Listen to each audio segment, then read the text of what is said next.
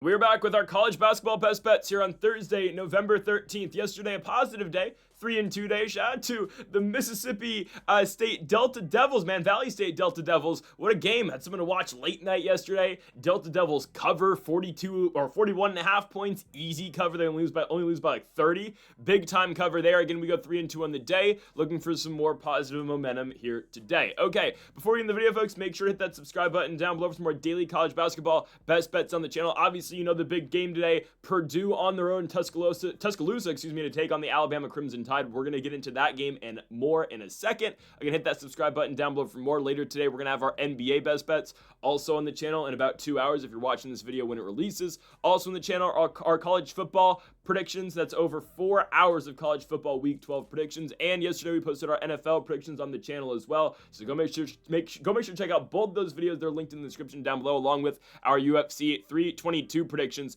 with Jack Della Maddalena and Islam Makhachev in the main event again from New York. Let's do it now. First of 5 best bets today for college basketball, kicking things off with the game of the day. To Tuscaloosa as Alabama hosts the Purdue Boilermakers. Give me Purdue on the road. And this pains me to do, right? As an Indiana guy, picking Braden Smith and Fletcher Lawyer and Trey Kaufman-Wren's difficult. It is. I do. And hey, Oscar Clough, former South Dakota State Jackrabbit. I have come to the realization that, yes, Purdue is everything they're supposed to be this year. I get it. They played Oakland very tight, and was that weird a little bit? They went into halftime tied with the Oakland Grizzlies. No, not Oakland, California. Oakland, Michigan Grizzlies. However, Purdue found a way to win. That's all that matters. And I think that was, part of that was also they're looking ahead to Alabama, not really focused on that game. Here we go. I mean, on the road, you have to be completely locked in to play this basketball game. The way I see it, this is a very tight game. I think on the road, I think this turns into a coin toss. This game or toss-up between Bama and Purdue. In West Lafayette, I easily think Purdue wins the game. On a neutral site, I think Purdue wins. So Bama being a 4.5 point favorite here, I think is just too many points, and that's really what I'm looking at here. This game's going to go down to the wire. Who wins? I don't know, right? I could easily see Bama winning a close one. I could easily see the Boilermakers winning a close one. What I don't expect, though, and I could see Purdue winning by about 10 points. I don't think it's going to happen. I think that's, again, a little far-fetched. But I'd much rather, I believe that can happen more than Alabama blowing out Purdue. That's the one thing I don't expect. I think this is a competitive game. I think when you match up roster to roster, I think Purdue's better. I get it. Travel going from Indiana down to Tuscaloosa to the south. I understand. I get it how good Bama looked against St. John's. They blow out the number 5 team in the country. I didn't blow them out. They put up 100 points on the number 5 team in the country. And obviously an atrocious defensive effort out of the Red Storm in that one in New York. But I think Purdue's better than St. John's, and I think Purdue should be able to cover against the Crimson Tide. Don't get me wrong, right? Alabama is absolutely loaded. They had a monster day, had a fill on 25 points in that game against St. John's. Obviously, Aiden Holloway, the returning player for them.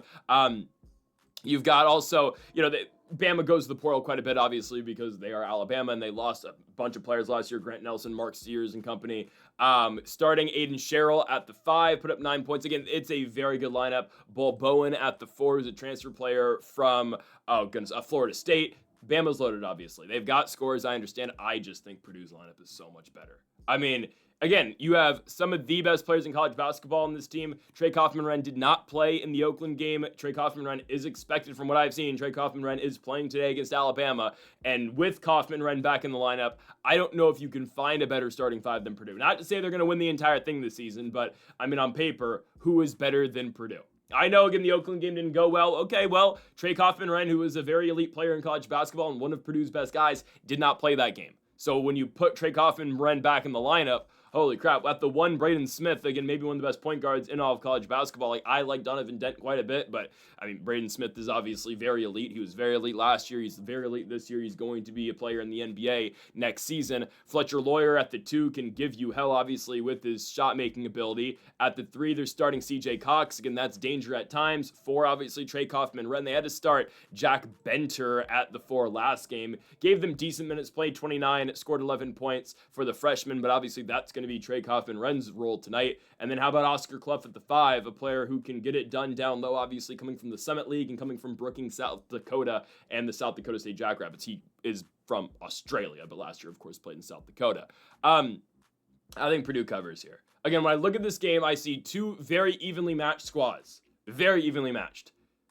I know the game's in Tuscaloosa. I get it. Crowd's going to be going for them. Purdue's the number 1 team in the country for a reason. They are absolutely loaded. Number 1, number 2, whoever you want to put that. I think they're down to 2 now, right? Because of the Oakland game. Yeah, they're down to 2. Whatever. They're the number 2 team in the country because they ranked Houston ahead of them, at least in the AP poll. I don't care. To me, again, until Purdue loses, they're still the number 1 team in the country. And we don't even need them to win today. We just need the game to be close. Again, I think this game is ultra competitive. I look at what Purdue's got, obviously. You have players who can explode any single game. Fletcher Lawyer, Braden Smith, obviously one of the best backcourts in all of college basketball. You still have Oscar Clough again coming back this season, who's great. And Trey Kaufman-Wren is going to play his first game of the season. At least, again, that's what everything indicates. Trey Kaufman-Wren is going to play tonight for Purdue. Yeah, it's okay. It's officially playing. I don't know if he was questionable or still probable. No, it's 100%. Trey Kaufman-Wren is playing at Alabama. I don't know, again, how much Wren will play tonight, albeit his first game of the season. I think we can still expect a pretty big night, again, out of Kaufman-Wren, who's obviously been playing college basketball for quite a bit now. This is a very experienced player. This is one of the better players you are going to see in college basketball alongside Braden Smith. Again, Kaufman-Wren has started every single game he's played in the last 2 seasons for Purdue. And I get it. Bama's got some great scores. We saw that in the St. John's game. Partially, though, that St. John's not playing any defense, and St. John's just purely trying to get into a shootout. Obviously, that did not go well for the Red Storm. I think Purdue plays better defense this time out than in comparison to St. John's, and I think Purdue against their scoring ability is going to be just fine. I'm going with the Boilermakers on the road plus 4.5. The winner, I don't know, okay? I can easily seeing this go either way. I'm not going to give a winner because all we care about now is plus 4.5 on the Boilermakers. They should get it done on the road in Tuscaloosa. On now to our second best bet of the video. We now go down to the mid-majors. We will end the video on another Power 5 game, whatever the Power Conference games. We'll have the ACC Big 12 matchup at the end of the day. But for now, 3 mid-majors. Kicking things off with our mid-major marathon, going into Amherst, Massachusetts for UMass versus Moine. I don't have to make a you-ass joke right now like I do with college football, because, I mean, anytime, UMass pops up on the screen, how they played yesterday and got blown out against Northern Illinois in Maction on Wednesday night, I don't need to call them you-ass this time around. It is the UMass Minutemen as they are taking on the Moine Dolphins. UMass should put belt to ass here. I don't think Moine's very good. They play in the NEC. If you've watched NEC basketball, not many good teams out there. They don't score the most points. They are a very defensive-minded conference, partially because there's no really good scorers in the conference. Again, NEC is very bottom of the barrel. And Massachusetts plays in the MAC. They are, we'll see what they can do this year in the MAC. Obviously, last year they played. They were in the 8-10 last year. Yeah, they're in the 8-10 last year. Now in the MAC, we'll see how they do. Again, I think they can be competitive in the Mid-American this season. But UMass played 2 games so far this season, both at home in Amherst. Here's the 3rd consecutive game at home. They lost to Marshall in their first game, then proceeded to go out and beat Albany in their next game and blew out the Great Danes by 21 points. Now, again, I'm not the most locked in right now with Great Danes basketball. I will try to be as the season goes on, obviously, with every team. But from what I know out of Albany is that they are better than Moine this season, at least projected to be. UMass beat them by 21 points. And now they host Moine, and they're 13.5-point favorites. Again, they just beat Albany by 21. I think UMass, again, I don't think they're a great team, but I think they're a good enough team here. Again, got a big scoring effort. Last game against Albany, scoring 83 points in total. Again, came up short against a decent Marshall team in that MAC, Sun Belt cross-promotional game, whatever the hell you want to call it. I think UMass will be fine here, led in scoring by Marcus Banks in their first game of the year. Banks, again, a senior player who played last season at UMBC, going now to UMass, playing fairly well. Again, he was a 16.5 points per game scorer last year at UMBC. And for UMass, they're taking on the Moine Dolphins. So Moine's a 1-2 team so far this season. Last game going on the road to Bowling Green and getting blown out 83-60. Now, they did play Xavier very competitively, where they went to Cincinnati and only lost the game by 5 points. A little bit of a surprising result, honestly, but again, we'll see what the Musketeers are going to be for the rest of the season. Anyways, though, I think we can really look at the Moine Bowling Green game. Another team in the MAC, obviously, in Bowling Green, who I think is going to be all right this season, but Bowling Green completely puts belt to ass. Moine competitive first half as Bowling Green goes into the halftime locker rooms, only up by 1 point. Going into the second half, Bowling Green completely outmatches the Dolphins, outscoring them by 22. Again, that's how you get your final score of 83-60. For the Moine Dolphins, there's two guys who are going to play basically the entire game. Actually, three players that are going to play the entire game, and then they just alternate their other three, and I'll break this down really quickly. Shiloh Jackson's one of their three guys who play all the time. Jackson averages 12 points per game, but did put up 23. In the Bowling Green game most recently, this is a player from, oh goodness, where'd he come from?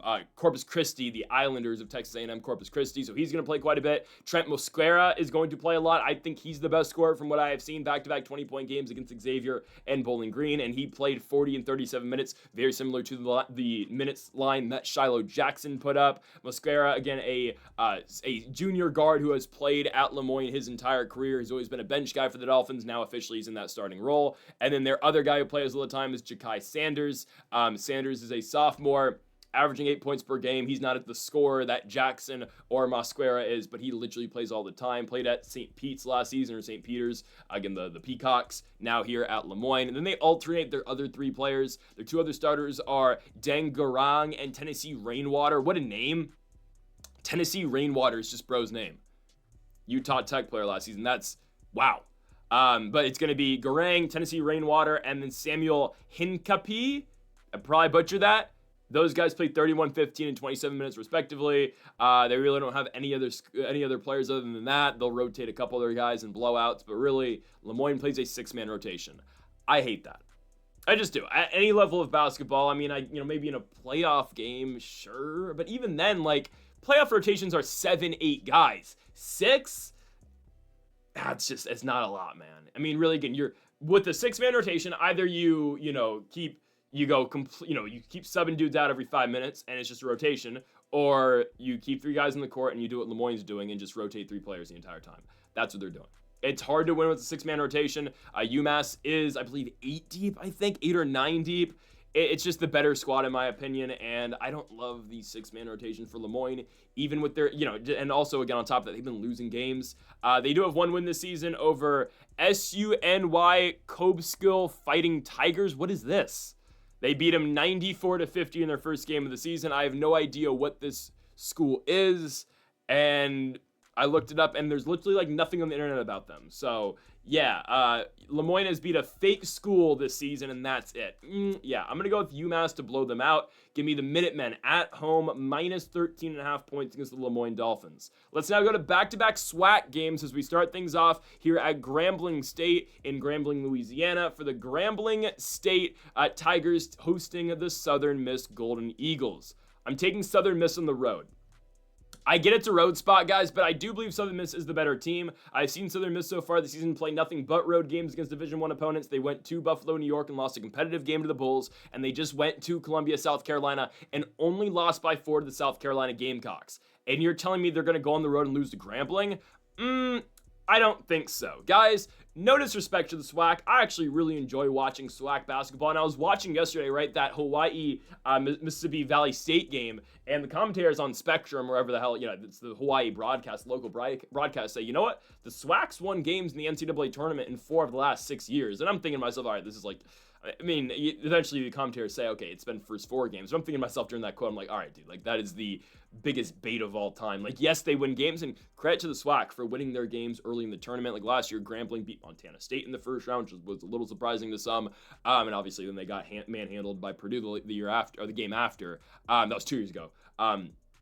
Last year they missed out on the tournament, but 2 years ago they did that. I remember because I was in Indiana for the Purdue. I was at the Purdue Grambling State game. Regardless, though, they let Purdue play at home in the first round. Anyways, Grambling, again, nothing against the SWAC. Yeah, they've won games, 4 or 6 years in the NCAA tournament. I don't care. The SWAC's not very good. Now, SWAC basketball against each other is really fun. And SWAC versus MEAC games, like Grambling played Howard in their last game. They go to DC and they beat the Howard Bison 73-30. Again, MEAC versus SWAC games can be fun. SWAC versus SWAC games are good. MEAC versus MEAC games are good too. I mean, for the most part, last year Norfolk State just bitched everybody. But when you take the SWAC and have them play teams from other conferences, it usually doesn't go well for them. It really doesn't. Especially in a spot like this where Southern Miss has been very competitive against good teams. Now, I don't know how good Buffalo's going to be this season. They weren't very good last year, but I don't care, again, who you're playing. You were competitive on the road at an SEC school. They took the Gamecocks to overtime, losing 83-79. and now they're underdogs to go beat Grambling on the road, or sorry, only slight favorites to beat Grambling on the road. Are we serious? Isaac Tavares has been hooping for the Golden Eagles. This is a player who was at Fresno State last year, now at Southern Miss. In 3 games so far for the Golden Eagles, he's averaging 23 points, put up 28 in the Buffalo game. They played a D2 in their second game. Tougaloo, okay, they beat Tougaloo, and then he put up 25 in the OT loss to South Carolina. This is, again, the guy who's going to take majority of the shots for the Golden Eagles, and he's going to do the most damage for this basketball team. But that alone, again, Tavares, at least from what I've seen out of Grambling, Tavares alone is better than any player Grambling State has. Grambling State currently being led in scoring, I believe, by, is it Jamil Lane, I think, who's leading them in scoring right now? It's 2 players. It's Jamil Lane and Jamil Mutlib.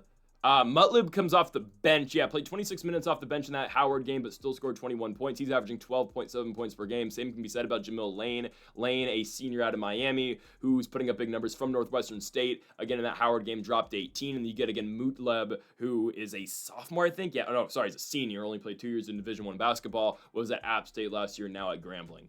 I just can't trust the SWAC non-con guys, and that's ultimately what it comes down to. I mean, historically and recently, too, like Grambling and all these SWAC schools, they go play their non-con games, and they get completely destroyed. I mean, look at what Grambling did last year, and I think Grambling was the one team last year that's a little more competitive in their non-con games than the other SWAC schools. Like, I mean, look at, like, Alcorn State, who I know they go to, oh, goodness, they're playing someone today.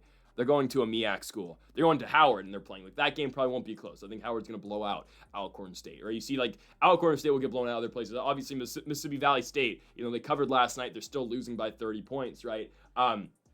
Florida A&M usually takes beatings. Actually, they weren't that bad last season. Jackson State's going to take beatings, right? Like, those schools are primarily Alabama A&M, too, will go on the road and just get beat up. Obviously, again, it's a rare home game for a SWAC school because usually, again, they just take the bye games and they go across the country and play big-time schools. So a little bit different here, but Grambling last year did not win a single non-con game against a Division I opponent. They, some similar teams, like they lost to Southeastern Louisiana. They got that game at home, lost to the Lions 75-65. They played Pauley, lost at a competitive game in all fairness. I don't think they beat Southern Miss here. Southern Miss, again, Isaac Tavares, I believe, is better than anybody on the court. I know the Golden Eagles were not a good team last year. It doesn't really matter. I mean, I think last year they would have beat Grambling. I think this year they're going to beat Grambling too. For reference, Southern Miss played a SWAC team last season. They played Alabama State. The Alabama State Hornets, who, beat UAB this season, might be the best team in the SWAC. The same Alabama State team that went to the NCAA tournament and beat St. Francis, PA in the first round. Yeah, Southern Miss played them in the regular season, and they beat them 81-64. And that was the best team the SWAC had last year. Again, there were some other teams that weren't bad in the SWAC. I completely understand. Like Bethune-Cookman was going on a run last season. They actually beat Alabama State twice. But regardless, like Alabama State won the tournament. They beat Jackson State in the final. Jackson State turned around their year. It was weird. Anyways, Southern Miss blew them out last year. They now go on the road to take on another SWAC school. I don't think this year's Grambling team is better than last year's Alabama State team. And I get it, different players in Southern Miss, sure. But it's just a mindset thing. The program's already gone and played SWAC schools. And it's just, again, to show you, like, where each program is at and where they're supposed to be at on a yearly basis. I'm going to go Southern Miss on the road to win minus 115 on the money line on the road in Grambling against the Grambling State Tigers. Now we move on to our fourth best bet of the video. We go to another SWAC game. Give me the Charleston Buccaneers on the road to beat Alabama A&M.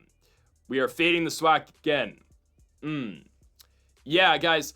This one, I'm not as confident in this one like I am the other one. Like, I firmly believe that Southern Miss is going to go on the road and beat Grambling. I've watched Southern Miss play this season. I'm pretty impressed with what they've done so far. Again, going to Columbia and taking the Gamecocks to a pretty competitive game. This one I'm not as confident in, but I still believe Charleston Southern can get it. And now we're getting this at plus money. So the Buccaneers from the Big South go on the road to Huntsville, Alabama to take on the Alabama A&M Bulldogs. And Charleston Southern's a plus 100 dog. Now, again, why don't I like this one as much as the other SWAT game we were talking about? There's still more of an unknown around the Alabama A&M Bulldogs. This is a team that's played 2 games this season, and we faded them in their second. Obviously, we took the Hoosiers, who, by the way, we've picked in every game they've had so far this year, and we're 3-0 with the spread with Indiana. I'm just need to put that out there, by the way. Again, we are perfect picking Indiana games this year. They've been a money printing machine in football. They're a money printing machine in college basketball. The Pacers kept cashing for us last year. The Colts have cashes here for us. The entire state of Indiana. And hell, Purdue, we don't count Purdue. No, we don't. They don't count in this Indiana thing, okay? They're a different part of the state. It's like how Notre Dame's a different part of the state. Sorry, I just don't claim Purdue. Anyways, though, I think Purdue's going to catch force anyways today. Regardless, Alabama A&M goes to Bloomington and they get blown out. The Hoosiers win 98-51, like expected. Alabama A&M's first game of the season, they play a Division II school. I believe they're D2. They take on Blue Mountain and win the game by 20 points in Huntsville.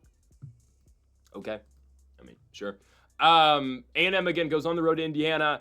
They struggle to find any shooting anywhere, any scoring anywhere. I think the one guy, watching that game, the one guy that was somewhat impressive was Lou Hutchinson. Hutchinson attempted 4 3-pointers in that game, hit every single one. This is a guy who didn't really play in the first game of the season against Blue Mountain. He only played 7 minutes and scored 3 points, and he came out in the Indiana game and sunk 4 threes on 4 attempts, scored 15 points.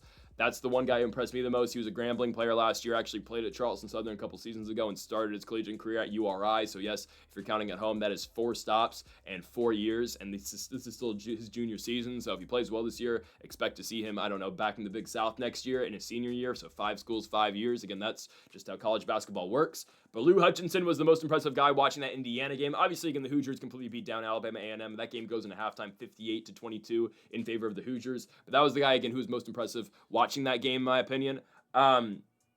Charleston Southern, they are 2-1 this year. Lost to VTech in their first game on the road. Back-to-back victories over Toccoa Falls. And then they just went on the road and beat the Citadel, which was impressive if you actually see what happened in that game. Bryson Blaine, their leading scorer, he's averaging 25 points per game in the season. He's from James Madison. He's a junior. He put up 42 points in their game against the Citadel.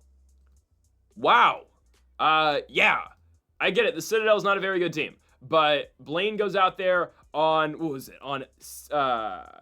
I'm trying to get the full line. On 14 of 24 shooting and 8 for 13 from beyond the arc, Bryson Blaine in 36 minutes scores 42 points, and on top of that puts together 11 rebounds and 8 assists. That's absurd stats. How about Alan Sumler as well, who in 29 minutes scores 18 points. That is a junior 2-guard/1 guard for this team. He's from the North Kentucky Norse, played at Charleston last season as well. But regardless, I think the Buccaneers are better than Alabama A&M. Again, the reason I don't like this as much as the first SWAC game is because, we don't know as much about Alabama A&M like we do earlier on about Grambling. Like, I've seen Grambling multiple times, and also more the case, this isn't, anti-SWAC. It's more we've seen Southern miss, and they've been really competitive against some good teams. Charleston, again, not competitive against VTech. They go on the road, though, and beat the Citadel. Now they're back on the road and taking on Alabama A&M. I'm a little surprised, again, there are so many home games for the SWAC. Again, most of the SWAC games you see are like yesterday, where we had Mississippi Valley State going all the way to Honolulu, Hawaii to take on the Rainbow Warriors. I don't even know did Alabama A&M get a single home game last year? Oh, they beat Coastal last year. They did actually win a non-con game last year. That is something, yeah.